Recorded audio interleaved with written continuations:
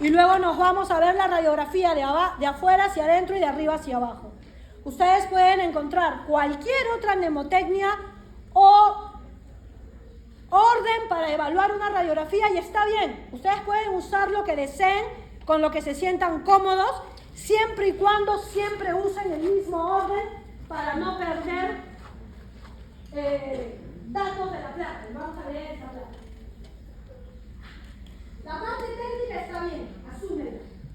Créeme. Partes blandas. ¿Qué opinas? Partes blandas es todo lo que esté por fuera de la caja torácica.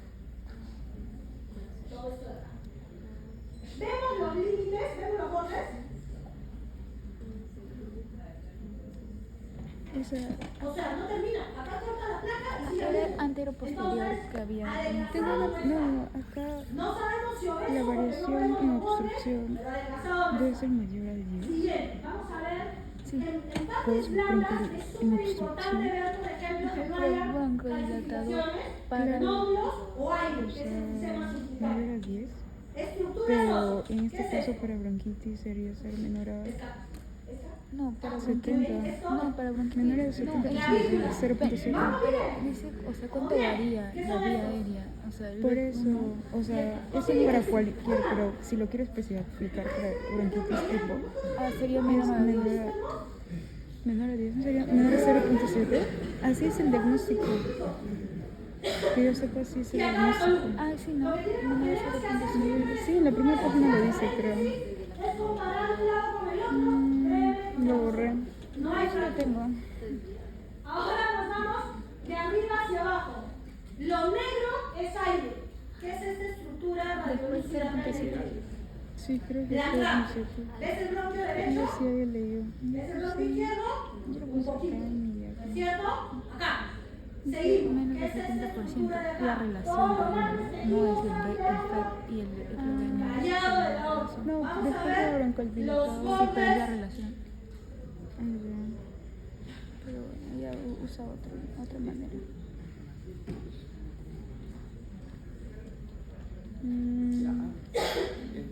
Igual el Borde cambio derecho 2. del corazón, borde izquierdo. ¿Qué opinas de la posición? ¿Está en el centro izquierda? Sí, la posición es adecuada. Un tercio del corazón cubriendo el lado derecho y 2/3 del lado izquierdo. ¿Está grande el corazón? No. Acá. Seguimos. Vemos los hemidiafragmas. ¿El hemidiafragma de qué lado es este? Termina en punta el ángulo costofrénico o costodiafragmático. El diafragma del lado derecho termina en punta. Molesta. No necesariamente líquido, pero no termina en punta como el otro lado. Y ese es un buen dato de ustedes. Lo siguiente. Hilo pulmonar del lado derecho, hilo pulmonar del lado izquierdo. Todo lo blanco que es a nivel del hilo. Sangre, entonces son estructuras. Ok, arterias, venas, linfáticos. ¿Ok? Y hago la pregunta, ¿estos campos pulmonares se ven grandes?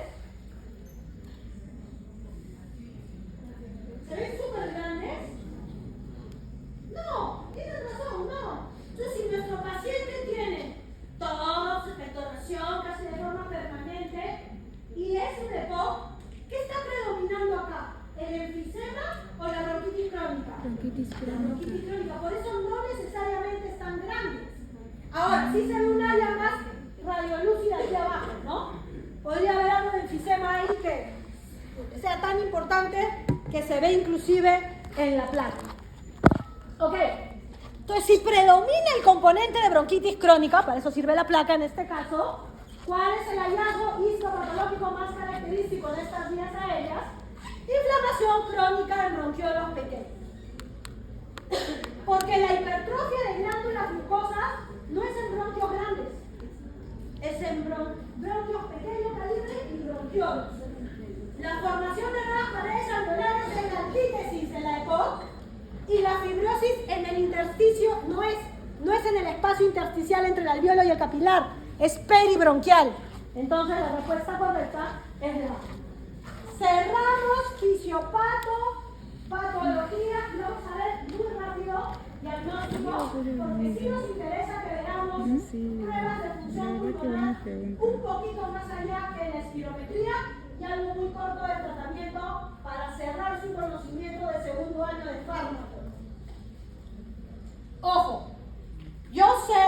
En espirometría hemos dicho que obstrucción es cuando el B1 sobre capacidad vital forzada está por debajo del límite inferior de la normalidad.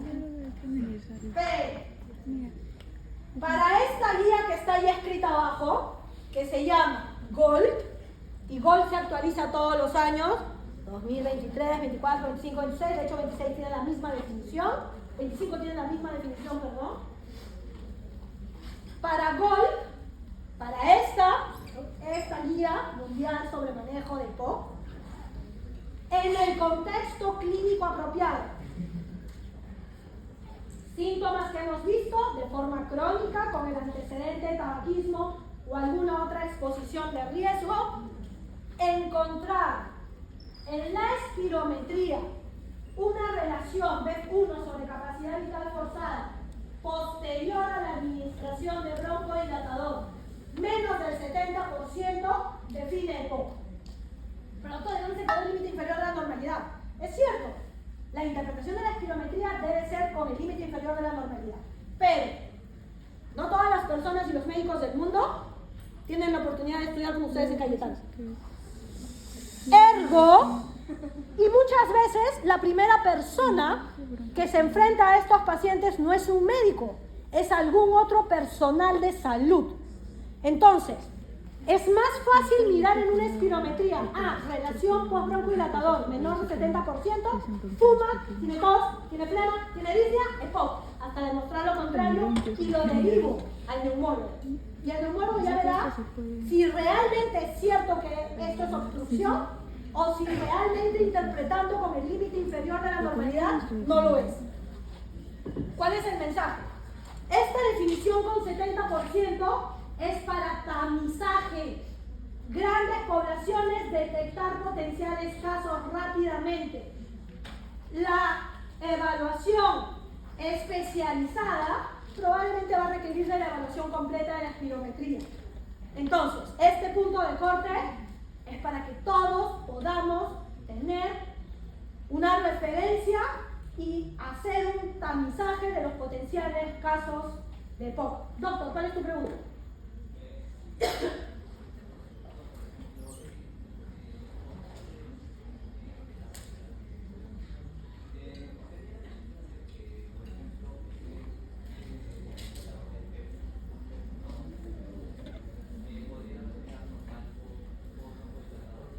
¿Es nuevo? Sí. Más relacionado con que no es EPOC. Y tal vez ahí lo que hay que hacer es ver el límite inferior de la normalidad. Tal vez no es menos del 70%, pero sí salir con tos, disnea, flema y consumo de tabaco. Y sí está por debajo del límite inferior de la normalidad, porque la normalidad para él es 72. Pero no cumple la definición de GOL. Por eso es que esto es para mirar rápidamente poblaciones, pero tú como médico, si tienes la sospecha que vas a hacer, lo vas a enviar con el neumólogo para poder hacer el diagnóstico completo de POC. Tal vez le haces una tomografía y hay un sistema. Entonces, nuevamente, espirometría es un examen auxiliar, va en tu contexto clínico. Por eso es una muy buena pregunta. Seguimos. Este es un cuadro resumen, lo voy a dejar cuando le deje la clase a la doctora Melissa.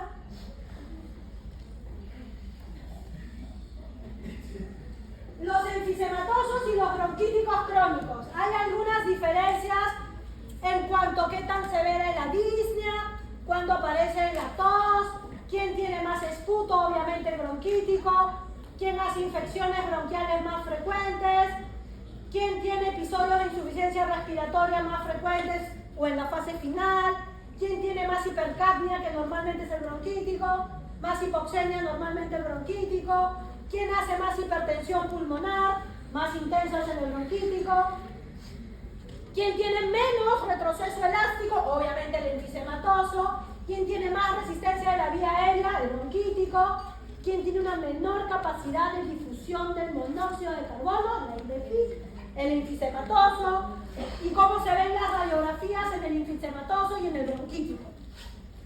Vale la pena que le den una mirada a estas tablas de resumen, son referenciales y de verdad La mayoría de nuestros pacientes suelen tener síntomas de enfisema y síntomas o características de bronquitis. Puede predominar más un cuadro que otro, pero generalmente comparten de ambos algunas cosas. Doctora. Bronquios, y acá había puesto bronquios grandes y bronquios y así. Pero en bronquios grandes. La lectura dice que es en Mándamelo. Es en bronquios grandes. Como correo, con referencia. No hay problema, yo me puedo equivocar. Ok, placa de tórax normal. ¿Qué quiero que vean acá? Quiero que vean el tamaño de los campos pulmonares y los semidiafragmas. Ya vamos a acabar, doctores. 20 minutos de concentración. Ahora miren una radiografía de tórax de un emfisema de verdad. Miren el tamaño de los campos pulmonares. Miren que el diafragma de este lado, miren el diafragma izquierdo acá y miren cómo está aplanado. Y miren cómo el corazón parece que estuviera adelgazado. Y no es que el corazón esté adelgazado, es que el corazón descansa sobre el diafragma. Y si los diafragmas están aplanados y descendidos, porque dentro del pulmón el volumen residual ha aumentado, el pulmón cuelga como un globo con agua. Eso se llama corazón en gota. No es que sea más chiquito su corazón, sino que no tiene dónde descansar y está como si fuera, literalmente, llenen un globo con agua y van a ver cómo cae, por el peso del agua, el peso de la sangre. Ok. Algunos otros problemas asociados con EPOC, porque están asociados con tabaco: cáncer del pulmón, alteraciones neurocognitivas, depresión, alteraciones del sueño, infecciones respiratorias, de hecho más riesgo de diabetes. Y obviamente, lo que nunca le hacemos caso, pero el que fuma tiene enfermedad coronaria. El que fuma tiene enfermedad cerebrovascular. Ergo, se infartan más y tienen más insuficiencia cardíaca. Entonces ya no solamente es EPOC, sino es EPOC más insuficiencia cardíaca.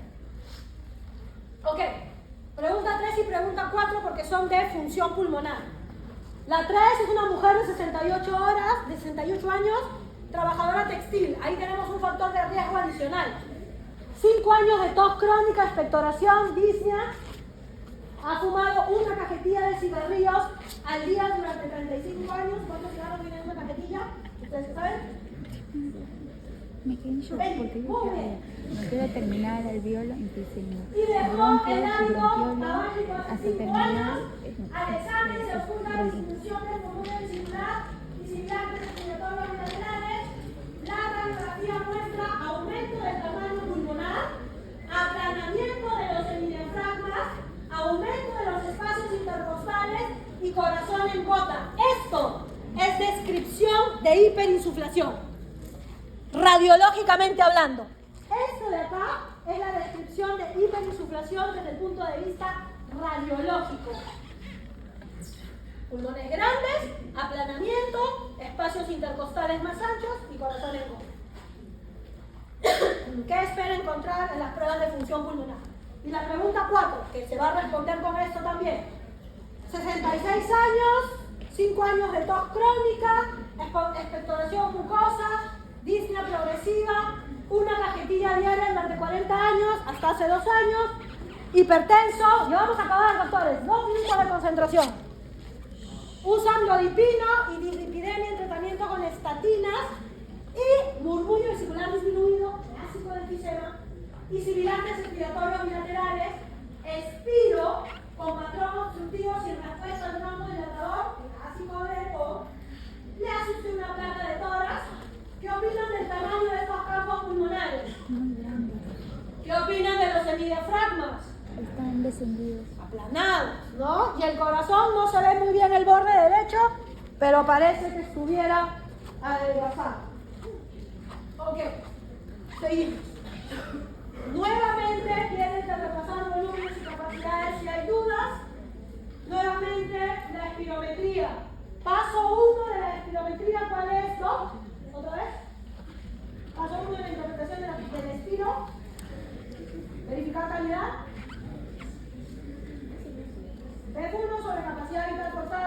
el límite inferior a la normalidad. Paso 2. Z-score del BF1 y cuando hay obstrucción, paso 3. Cuando hay obstrucción, paso 3. Respuesta al broncodilatador, que es mejora del BF1 o la capacidad vital forzada de más del 10% después de haber administrado el broncodilatador inhalado. Esta es la espirometría. Dos cosas más. La espirometría no puede evaluar el volumen residual porque la espirometría solo mide los volúmenes que podemos movilizar.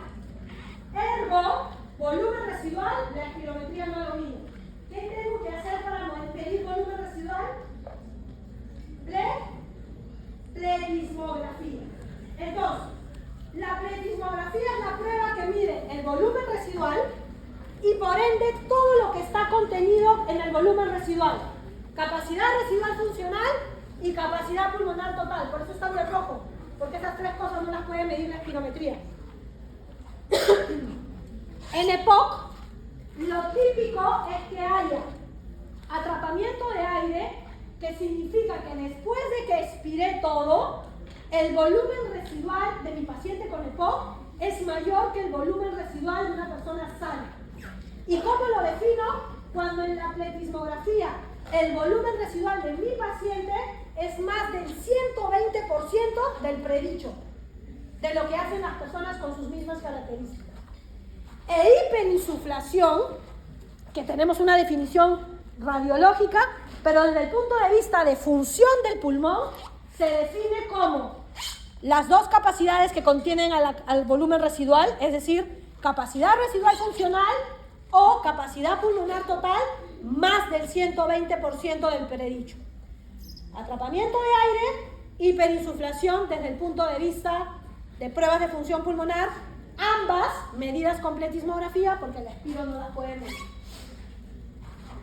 Segundo, y son 3 puntos acá nada más, la capacidad de difusión del monóxido de carbono requiere de que ustedes recuerden la ley de Fick, que es el volumen de un gas que difunde a través de una membrana, depende del área de la membrana, la solubilidad del gas en la membrana, la gradiente de presiones y es inversamente proporcional al grosor de esta membrana. Entonces, si en EPOC hay menos área de intercambio, ¿qué va a pasar con los volúmenes de gas que difunden a través de esta membrana? Van a ser menores. La capacidad de difusión del monóxido de carbono en EPOC disminuye o aumenta con respecto a la normalidad. Disminuye. Es todo lo que hay que saber. Y por último, distensibilidad. Recuerden de estructura y función. Es el cambio de volumen por presión administrada. Si le doy cierta presión al pulmón y el pulmón cambia su volumen, eso es distensibilidad. Distensibilidad normal y lo que pasa en el enfisema. Para una misma presión, en el enfisema los volúmenes son mayores. Pero no significa que eso sea mejor. Significa que los volúmenes son mayores porque hay atrapamiento de aire e hiperinsuflación. Ese es el problema.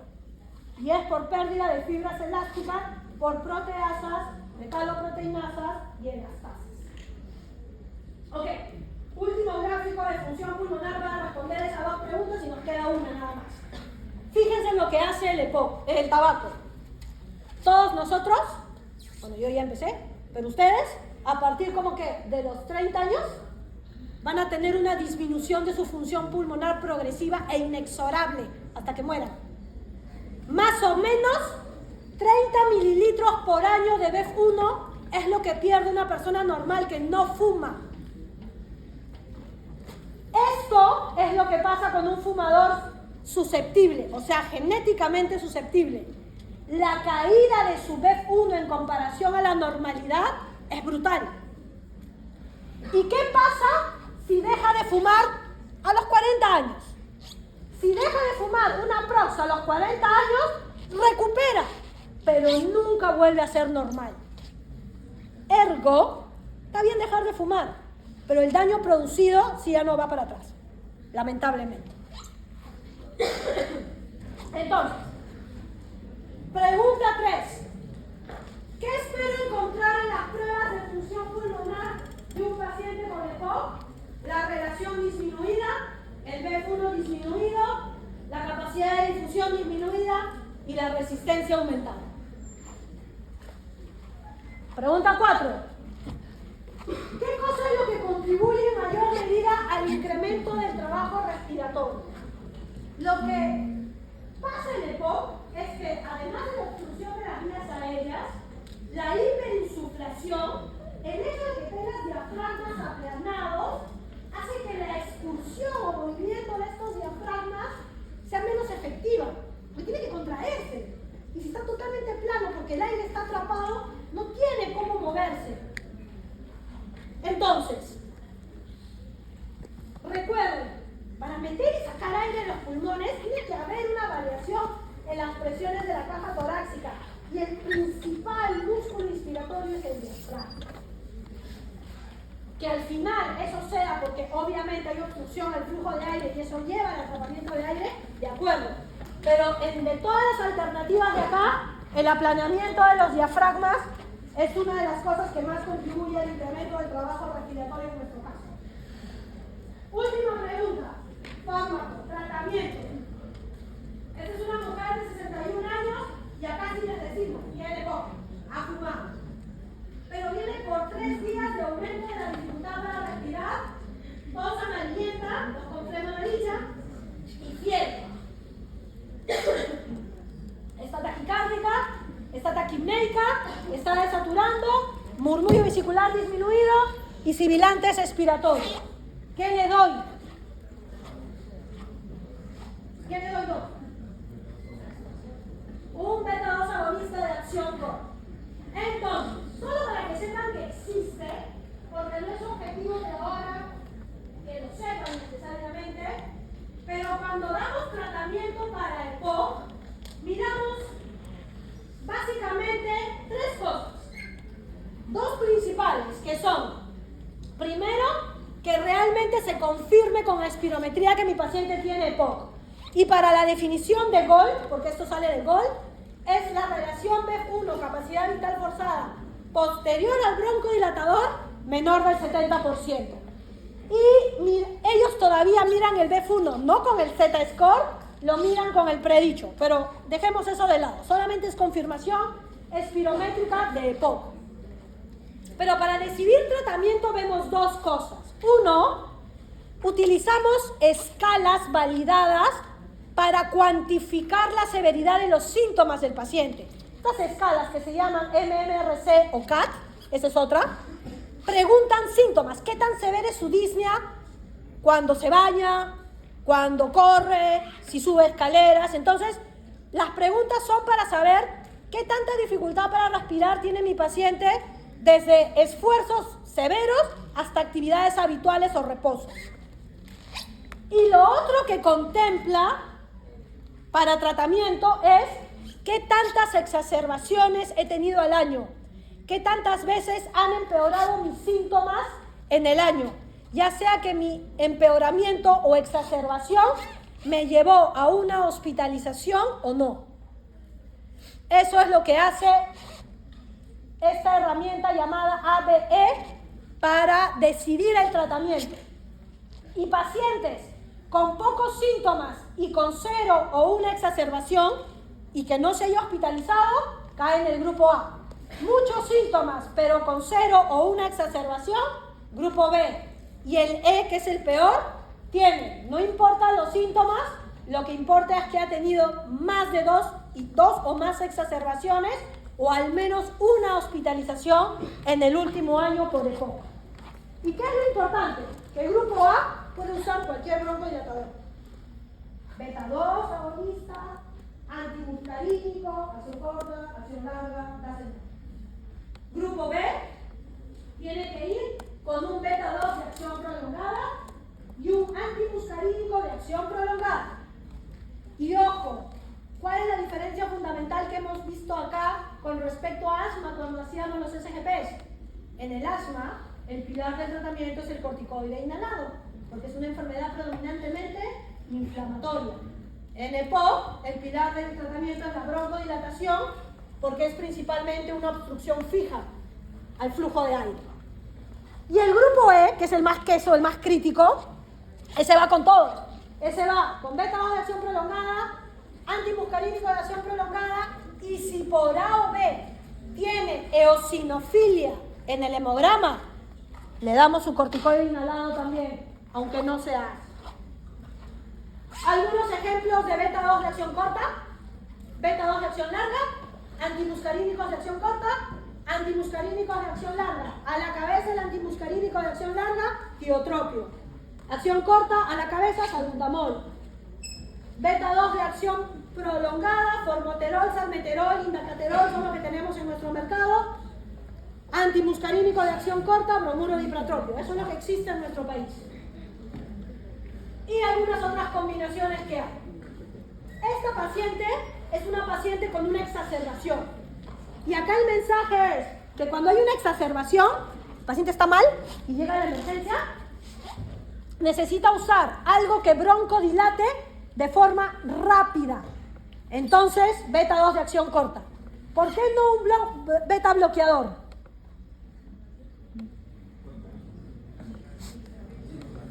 Porque obstruye.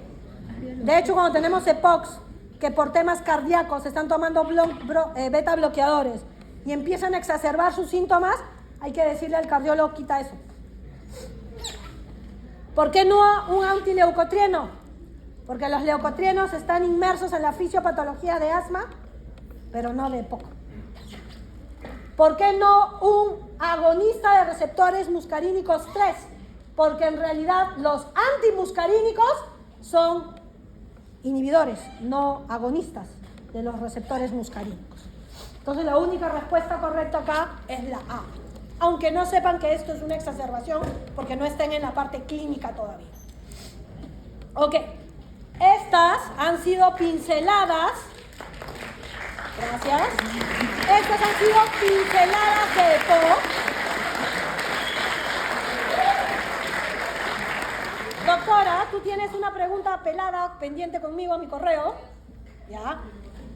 Y yo tengo que responderla antes que termine el curso. ¿Listos? ¿Son libres?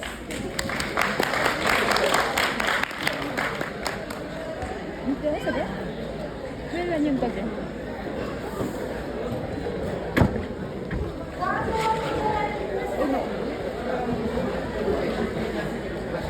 ¡No se vayan! Dicen que llegaba a qué clase. No se las 11. Voy al baño. Oye, no, he desayunado todavía. ¿No? No hemos desayunado. No me he dado cuenta. Encima dices, ay, mira.